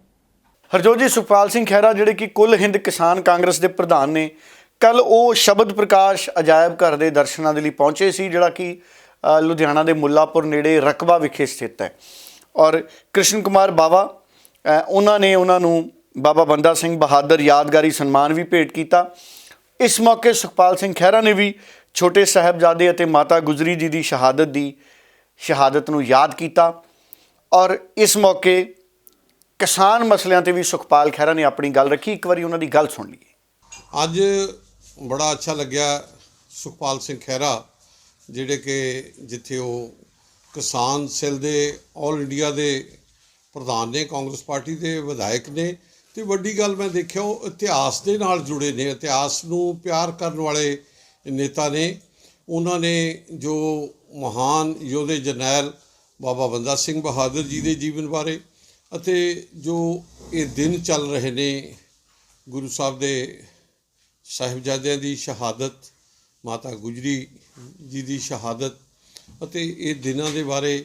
ਅਤੇ ਮੈਂ ਸਮਝਦਾ ਕਿ ਬੜੇ ਗਮਗੀਨ ਦਿਨ ਨੇ ਅਤੇ ਅੱਜ ਇਹ ਵਿਚਾਰਾਂ ਹੋਈਆਂ ਅਤੇ ਅੱਜ ਉਹਨਾਂ ਦਾ ਇੱਥੇ ਆਉਣਾ ਉਸ ਮਹਾਨ ਯੋਧੇ ਜਰਨੈਲ ਬਾਬਾ ਬੰਦਾ ਸਿੰਘ ਬਹਾਦਰ ਜੀ ਦੇ ਜੀਵਨ ਬਾਰੇ, ਉਹਨਾਂ ਦੇ ਦਿਹਾੜੇ ਮਨਾਉਣ ਬਾਰੇ, ਉਹਨਾਂ ਨੇ ਜੋ ਸਰਹੰਦ ਦੀ ਇੱਟ ਨਾਲ ਇੱਟ ਖੜਕਾ ਕੇ ਪਹਿਲੇ ਸਿੱਖ ਲੋਕ ਰਾਜ ਦੀ ਸਥਾਪਨਾ ਕੀਤੀ, ਗੁਰੂ ਸਾਹਿਬ ਦੇ ਛੋਟੇ ਸਾਹਿਬਜ਼ਾਦੇ ਬਾਬਾ ਜ਼ੋਰਾਵਰ ਸਿੰਘ ਅਤੇ ਬਾਬਾ ਫਤਿਹ ਸਿੰਘ ਜੀ ਦੀ ਵਡਮੁੱਲੀ ਸ਼ਹਾਦਤ ਦਾ ਬਦਲਾ ਲਿਆ ਅਤੇ ਅੱਜ ਉਸ ਮਹਾਨ ਯੋਧੇ ਜਰਨੈਲ ਨੂੰ ਜਿੱਥੇ ਯਾਦ ਕਰਨਾ ਸਾਡਾ ਸਾਰਿਆਂ ਦਾ ਫਰਜ਼ ਹੈ। ਅੱਜ ਮੈਂ ਸਮਝਦਾ ਜਿਹੜਾ ਸ਼ਬਦ ਪ੍ਰਕਾਸ਼ ਅਜਾਇਬ ਘਰ ਜੋ ਬਾਬਾ ਬੰਦਾ ਬਹਾਦਰ ਭਵਨ ਰਕਬਾ ਵਿਖੇ ਬਣਿਆ, ਇਸ ਅਜਾਇਬ ਘਰ ਦੇ ਵਿੱਚ ਜੋ 6 ਗੁਰੂ ਸਾਹਿਬਾਨ ਸ਼੍ਰੀ ਗੁਰੂ ਗ੍ਰੰਥ ਸਾਹਿਬ ਜਿਨ੍ਹਾਂ ਦੀ ਬਾਣੀ ਸੁਸ਼ੋਭਿਤ ਹੈ, 15 ਭਗਤ ਨੇ, 11 ਭੱਟ ਨੇ, 4 ਗੁਰਸਿੱਖਾਂ ਦੀ ਬਾਣੀ ਹੈ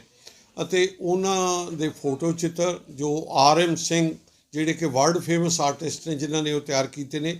ਇਹ ਮਿਊਜ਼ੀਅਮ ਸ਼ਬਦ ਪ੍ਰਕਾਸ਼ ਅਜਾਇਬ ਘਰ ਦੇ ਦਰਸ਼ਨ ਕਰਕੇ ਜੋ ਉਹਨਾਂ ਨੇ ਇੱਕ ਖੁਸ਼ੀ, ਸਕੂਨ ਅਤੇ ਉਹਨਾਂ ਨੇ ਕਿਹਾ ਕਿ ਇਹ ਸਕੂਲਾਂ ਦੇ, ਕਾਲਜਾਂ ਦੇ ਬੱਚੇ ਜੁੜਨ, ਅਸੀਂ ਆ ਕੇ ਆਪਣੀਆਂ ਫੈਮਲੀਆਂ, ਆਪਣੇ ਪਰਿਵਾਰਾਂ ਨੂੰ, ਆਪਣੇ ਬੱਚਿਆਂ ਨੂੰ ਇਹ ਮਿਊਜ਼ੀਅਮ ਦਿਖਾਈਏ। ਅਤੇ ਮੈਂ ਸਮਝਦਾ ਤਾਂ ਵੀ ਸਾਡੀ ਜਾਣਕਾਰੀ, ਸਾਡੇ ਇਤਿਹਾਸ ਦੇ ਵਿੱਚ ਸਾਡੀ ਨੌਲੇਜ 'ਚ ਵਾਧਾ ਹੁੰਦਾ ਹੈ ਅਤੇ ਅਸੀਂ ਇਤਿਹਾਸ ਨਾਲ ਜੁੜਦੇ ਹਾਂ। ਹਾਂਜੀ, ਬਹੁਤ ਖੁਸ਼ੀ ਹੋਈ ਮੈਨੂੰ ਆਣ ਕੇ ਇੱਥੇ। ਬਾਬਾ ਬੰਦਾ ਸਿੰਘ ਜੀ ਬਹਾਦਰ ਦੀ ਜਿਹੜੀ ਇਹਨਾਂ ਦੀ ਇੰਟਰਨੈਸ਼ਨਲ ਫਾਊਂਡੇਸ਼ਨ ਬਣਾਈ ਬਾਬਾ ਜੀ ਨੇ ਅਤੇ ਉਹਨਾਂ ਦੇ ਸਾਥੀਆਂ ਨੇ, ਇਹ ਬਹੁਤ ਬਾਕਮਾਲ ਜਗ੍ਹਾ ਬਣੀ ਹੈ ਔਰ ਇੱਕ ਮਹਾਨ ਯੋਧੇ ਨੂੰ ਜਿਸ ਢੰਗ ਦੇ ਨਾਲ ਇਹਨਾਂ ਨੇ ਪਿਛਲੇ ਕਾਫੀ ਅਰਸੇ ਤੋਂ ਉਹਨਾਂ ਬਾਰੇ ਜੋ ਸਾਰੇ ਵਿਸ਼ਵ ਦੇ ਵਿੱਚ ਜਾਣਕਾਰੀ ਫੈਲਾਈ, ਉਹਨਾਂ ਦੀ ਜੋ ਖੁਸ਼ਬੂ, ਉਹਨਾਂ ਦੇ ਜੋ ਬਹਾਦਰੀ ਸੀਗੀ, ਉਹ ਇਹਨਾਂ ਦਾ ਦੇਣ ਮੈਂ ਸਮਝਦਾ ਕਿ ਸਾਡਾ ਜਿਹੜਾ ਪੂਰਾ ਸਮਾਜ ਆ, ਗੁਰੂ ਨਾਨਕ ਨਾਮ ਲੇਵਾ ਜਿੱਥੇ ਵੀ ਬੈਠਾ, ਉਹ ਆਪਾਂ ਦੇਣ ਨਹੀਂ ਦੇ ਸਕਦੇ। ਔਰ ਜੋ ਕੁਛ ਇਹ ਕਰ ਰਹੇ ਨੇ ਪਿਛਲੇ ਅਰਸੇ ਤੋਂ, ਜਿਸ ਢੰਗ ਦੇ ਨਾਲ ਇਹਨਾਂ ਨੇ ਇੱਥੇ ਆਪਣੇ ਨਗਰ ਰਕਬਾ ਵਿੱਚ ਉਹਨਾਂ ਦੇ ਔਰ ਮੈਨੂੰ ਬਹੁਤ ਅੱਛਾ ਲੱਗਿਆ ਜਿਹੜੀ ਮਿਊਜ਼ੀਅਮ ਗੈਲਰੀ, ਜਿੱਦਾਂ ਭਗਤਾਂ ਫਕੀਰਾਂ ਦੀ, ਭੱਟਾਂ ਦੀ ਜਿਹੜੀ ਜਿਸ ਢੰਗ ਦੇ ਨਾਲ ਉਹਨਾਂ ਦੇ ਇਕੱਲੇ ਦੀ ਨਾਲ ਜੋ ਉਹਨਾਂ ਨੇ ਗੁਰੂ ਗ੍ਰੰਥ ਸਾਹਿਬ ਵਿੱਚ ਬਾਣੀ ਦਰਜ ਆ, ਉਹ ਸਾਡੇ ਲਈ ਬੜਾ ਫਖਰ ਅਤੇ ਮਾਣ ਵਾਲੀ ਗੱਲ ਹੈ। ਔਰ ਇਸ ਤੋਂ ਵੀ ਜ਼ਿਆਦਾ ਵੱਡੀ ਗੱਲ ਹੈ ਕਿ ਗੁਰੂ ਗ੍ਰੰਥ ਸਾਹਿਬ ਜੀ ਦੇ ਵਿੱਚ ਸਾਰੇ ਧਰਮਾਂ ਦੀ ਬਾਣੀ ਦਰਜ ਆ। ਜਿਹੜੀ ਗੱਲ ਅੱਜ ਵੀ ਦੇਸ਼ ਜੂਝ ਰਿਹਾ ਸੈਕੂਲਰਿਜ਼ਮ ਵਾਸਤੇ, ਬਰਾਬਰਤਾ, ਭਾਈਚਾਰੇ ਦੀ ਜਿਹੜੀ ਗੱਲ ਆਵਾਜ਼ ਉੱਠ ਰਹੀ ਆ, ਉਹ ਤੁਸੀਂ ਅੰਦਾਜ਼ਾ ਲਾ ਲਓ ਕਿ ਸਾਡੇ ਮਹਾਨ ਗੁਰੂ ਸਾਹਿਬਾਨਾਂ ਨੇ ਅੱਜ ਤੋਂ ਕਿੰਨੇ ਸੈਂਕੜੇ ਸਾਲ ਪਹਿਲਾਂ ਇਹ ਗੱਲ ਕਨਸੀਵ ਕੀਤੀ। ਬਾਬਾ ਬੰਦਾ ਸਿੰਘ ਜੀ ਬਹਾਦਰ ਦਾ ਸਾਡੇ ਇਤਿਹਾਸ ਵਿੱਚ ਜੋ ਉਹਨਾਂ ਦਾ ਲਾਮਿਸਾਲ ਯੋਗਦਾਨ ਅਤੇ ਬਹਾਦਰੀ ਦੇ ਕਿੱਸੇ ਨੇ, ਉਹ ਬੱਚਿਆਂ ਤੱਕ ਬਹੁਤ ਅੱਜ ਪ੍ਰੇਰਿਤ ਸਾਰੇ ਬੱਚਿਆਂ ਨੂੰ ਕਰਦੇ ਨੇ। ਔਰ ਕੁਦਰਤੀ ਤੌਰ 'ਤੇ ਸ਼ਹੀਦੀ ਹਫ਼ਤੇ ਚੱਲ ਰਹੇ ਨੇ ਔਰ ਜੋ ਸਾਡੇ ਸਾਹਿਬਜ਼ਾਦਿਆਂ ਦੀ ਕੁਰਬਾਨੀ ਆ, ਸਰਬੰਸ ਗੁਰੂ ਗੋਬਿੰਦ ਸਿੰਘ ਜੀ ਮਹਾਰਾਜ ਦੀ। ਔਰ ਇਸੇ ਲਈ ਮੈਂ ਅੱਗੇ ਕਹਿ ਰਿਹਾ ਸੀਗਾ ਕਿ ਇੱਕ ਬੜੇ ਅੱਛੇ ਪੋਇਟ ਨੇ ਇਹ ਕਿਹਾ ਵਾ ਕਿ ਨਾ ਕਰੂੰ ਅਬ ਕੀ ਨਾ ਕਰੂੰ ਤਬ ਕੀ, ਅਗਰ ਨਾ ਹੋਤੇ ਗੁਰੂ ਗੋਬਿੰਦ ਸਿੰਘ ਸੁਨਤ ਹੋਤੀ ਸਭ ਕੀ। ਸੋ ਜੇ ਭਾਰਤ ਅੱਜ ਇਸ ਸ਼ਕਲ ਵਿੱਚ ਆ, ਉਹਦੇ ਸਾਡੇ ਮਹਾਨ ਯੋਧਿਆਂ ਦਾ ਬਹੁਤ ਵੱਡਾ ਯੋਗਦਾਨ ਆ ਔਰ ਵਿਸ਼ੇਸ਼ ਤੌਰ 'ਤੇ ਬਾਬਾ ਬੰਦਾ ਸਿੰਘ ਬਹਾਦਰ ਜੀ ਦਾ ਹਰ ਜਿਹੜਾ ਹੈ ਬਹਾਦਰੀ ਦੇ ਕਿੱਸੇ ਵਿੱਚ ਉਹਨਾਂ ਦਾ ਜ਼ਿਕਰ ਆਉਂਦਾ। ਸੋ ਮੈਂ ਸਮੂਹ ਆਪਣੇ ਸਤਿਕਾਰਯੋਗ ਸਾਰੇ ਸਾਥੀਆਂ ਦਾ, ਇਲਾਕਾ ਨਿਵਾਸੀਆਂ ਦਾ ਔਰ ਵਿਸ਼ੇਸ਼ ਤੌਰ 'ਤੇ ਬਾਬਾ ਜੀ ਦਾ ਬਹੁਤ ਧੰਨਵਾਦ ਕਰਦਾ ਕਿ ਮੈਨੂੰ ਇੱਥੇ ਆਉਣ ਦਾ ਮੌਕਾ ਅਤੇ ਸਬਬ ਹਾਸਲ ਹੋਇਆ। ਪਰ ਅਖੀਰ 'ਚ ਹਰਜੋਤ ਜੀ, ਮੈਂ ਇੱਕ ਵਾਰੀ ਜ਼ਰੂਰ ਚਾਹੂੰਗਾ ਕਿ ਕੱਲ੍ਹ ਦਿੱਲੀ ਵਿਖੇ ਪ੍ਰਧਾਨ ਮੰਤਰੀ ਨਰਿੰਦਰ ਮੋਦੀ ਜੀ ਨੇ ਵੀਰ ਬਾਲ ਦਿਵਸ ਮੌਕੇ ਜਿਹੜਾ ਭਾਸ਼ਣ ਦਿੱਤਾ, ਜਿਹੜਾ ਭਗਵੰਤ ਮਾਨ ਜੀ ਨੇ ਉਸ ਮੌਕੇ ਭਾਸ਼ਣ ਦਿੱਤਾ, ਉਹਦੀਆਂ ਖਾਸ ਸਤਰਾਂ ਇੱਕ ਵਾਰੀ ਅਸੀਂ ਜ਼ਰੂਰ ਸੁਣ ਲਈਏ। शहीदी सप्ताह और ये वीर बाल दिवस हमारी सिख परंपरा के लिए भावों से भरा जरूर है, लेकिन इससे आकाश जैसी अनंत प्रेरणाएं भी जुड़ी है। वीर बाल दिवस हमें याद दिलाएगा कि शौर्य की पराकाष्ठा के समय कम आयु मायने नहीं रखती। वीर बाल दिवस हमें याद दिलाएगा कि 10 गुरुओं का योगदान क्या है, देश के स्वाभिमान के लिए सिख परंपरा का बलिदान क्या है। वीर बाल दिवस हमें बताएगा कि भारत क्या है, भारत की पहचान क्या है। हर साल वीर बाल दिवस का ये पुण्य अवसर हमें अपने अतीत को पहचानने और आने वाले भविष्य का निर्माण करने की प्रेरणा देगा।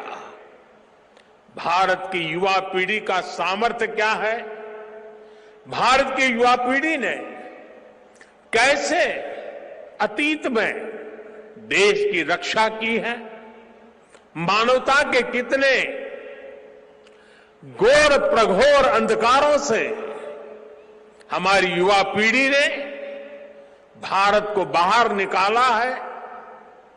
वीर बाल दिवस आने वाले दशकों और सदियों के लिए ये उद्घोष करेगा। मैं आज इस अवसर पर वीर साहिबजादों के चरणों में नमन करते हुए उन्हें कृतज्ञ श्रद्धांजलि अर्पित करता हूं। वीर बाल दिवस जैसी पुण्यतिथि इस दिशा में प्रभावी प्रकाश स्तंभ की भूमिका निभाएगी। साथियों, मुझे खुशी है कि वीर बाल दिवस से नई पीढ़ी को जोड़ने के लिए जो क्विज कंपटीशन हुआ, जो निबंध प्रतियोगिता हुई, उसमें हजारों युवाओं ने हिस्सा लिया है। जम्मू कश्मीर हो, दक्षिण में पुडुचेरी हो, पूर्व में नागालैंड हो, पश्चिम में राजस्थान हो, देश का कोई कोना ऐसा नहीं है जहां के बच्चों ने इस प्रतियोगिता में हिस्सा लेकर के साहबजादों के जीवन के विषय में जानकारी न ली हो, निबंध न लिखा हो। देश के विभिन्न स्कूलों में भी साहबजादों से जुड़ी कई प्रतियोगिताएं हुई है। वो दिन दूर नहीं जब केरला के बच्चों को वीर साहिबजादों के बारे में पता होगा, नॉर्थ ईस्ट के बच्चों को वीर साहिबजादों के बारे में पता होगा। साथियों, हमें साथ मिलकर वीर बाल दिवस के संदेश को देश के कोने कोने तक लेकर जाना है। ऐसी कुर्बानी की मिसाल दुनिया में नहीं मिलती। यहां पर 9 साल और 7 साल के साहिबजादों ने ईन नहीं मानी, हार नहीं मानी। बहुत जुल्म किए गए, लालच दिए गए। उन्होंने कहा दशमेश पिता के लाल हैं और वो साहिबे कमाल हैं। बाबा जोरावर सिंह, बाबा फतेह सिंह, पूरी दुनिया से आज लोग चलकर फतेहगढ़ साहब आ रहे हैं। जहां भी वो हैं वहां गुरुद्वारा साहब में जा रहे हैं। एक बात मैं कहनी चाहूंगा, बहुत कम लोगों को शायद पता होगा। जब दीवार में चिने जा रहे थे छोटे साहिबजादे, तो प्रधानमंत्री जी जब दीवार घुटनों तक आई तो घुटने थोड़ा आगे रहते हैं, ईंट को तोड़ना पड़ना था, ईंट पर हथौड़ा चलाना था। इतना जालिम था सूबा सरहंद, बोला ईंट पर हथौड़ा नहीं चलेगा, चारों घुटने छील लो। चारों घुटने हथौड़े से छील दिए गए, निकाल दिए गए। इतना जुल्म हुआ, फिर भी बोले सोनिहाल के जयकारे। बाबा जोरावर सिंह जी की आंखों में पानी आ गया तो छोटे साहिबजादे बाबा फतेह सिंह जी ने बड़े भाई से पूछा, भाई साहब क्या डर लग रहा है मौत से, आंखों में पानी है? तो बाबा जोरावर सिंह जी ने कहा, फतेह मुझे मौत से डर नहीं लग रहा, ये आंखों में पानी तेरे बारे में सोच के आ रहा है। तू दुनिया में आया मेरे बाद था, जाएगा मेरे से पहले। क्योंकि उनका कद छोटा था, गर्दन तक दीवार पहले छोटे साहिबजादों के पहुंचती थी। ऐसी कुर्बानी। और इसको इस पूरे महीने को वैसे तो शोक के तौर पे मनाया जाता है, लेकिन मैं याद है बचपन में मेरे दादा दादी 20 तारीख के बाद चारपाई पर नहीं सोते थे 10 दिन। तो बच्चों के मन में सवाल आ ही जाता है। मैं अपने माँ बाप से पूछता था, दादा दादी चारपाई पर क्यों नहीं सोते? तो उन्होंने बताया कि बेटा, ये जो महीना है, ये जो हफ्ता है, ये बहुत ही अफसोस का है। जैसे घर में मौत हो जाए, लोग चारपाई पे नहीं सोते, ये अपने छोटे साहिबजादे, उनकी शहीदी का हफ्ता है, तो लोग चारपाई पर नहीं सोते, अफसोस मनाते हैं, कोई खुशी का फंक्शन नहीं करते। इसको जोड़ मेल कहा जाता है। जोड़ मेला नहीं, जोड़ मेल। सर जोड़कर बैठो और अफसोस करो और कुर्बानी को याद करो और अगली पीढ़ियों को बताओ कि जुल्म के खिलाफ ऐसी कुर्बानियां 9 और 7 साल की उम्र में हो गई थी। ਸੋ ਬਹੁਤ-ਬਹੁਤ ਧੰਨਵਾਦ ਤੁਹਾਡਾ ਡੱਲਾ ਜੀ ਕਿ ਤੁਸੀਂ ਪੂਰੇ ਵਿਸਥਾਰ ਦੇ ਨਾਲ ਪੂਰੀ ਖਬਰਾਂ ਦੀ ਪੜਤਾਲ ਕਰਕੇ ਪੂਰੀ ਜਾਣਕਾਰੀ ਜੋ ਹੈ ਦਰਸ਼ਕਾਂ ਦੇ ਨਾਲ ਸਾਂਝੀ ਕੀਤੀ ਹੈ। ਦਰਸ਼ਕਾਂ ਦਾ ਵੀ ਧੰਨਵਾਦ ਕਰਦੇ ਹਾਂ ਜੋ ਹਮੇਸ਼ਾ ਹੀ ਪ੍ਰੋਗਰਾਮ ਦੇ ਨਾਲ ਜੁੜਦੇ ਨੇ, ਆਪਣੇ ਵਿਚਾਰ ਜੋ ਹੈ ਸਾਡੇ ਨਾਲ ਸਮੇਂ-ਸਮੇਂ ਤੇ ਕਮੈਂਟਸ ਦੇ ਜ਼ਰੀਏ ਸਾਂਝੇ ਵੀ ਕਰਦੇ ਰਹਿੰਦੇ ਨੇ। ਤੇ ਇਸ ਦੇ ਨਾਲ ਹੀ ਹੁਣ ਮੈਨੂੰ ਯਾਨੀ ਕਿ ਹਰਜੋਤ ਕੌਰ ਨੇ ਵੀ ਦਿਓ ਜੀ ਇਜਾਜ਼ਤ। ਧੰਨਵਾਦ। ਬਹੁਤ ਬਹੁਤ ਧੰਨਵਾਦ ਜੀ।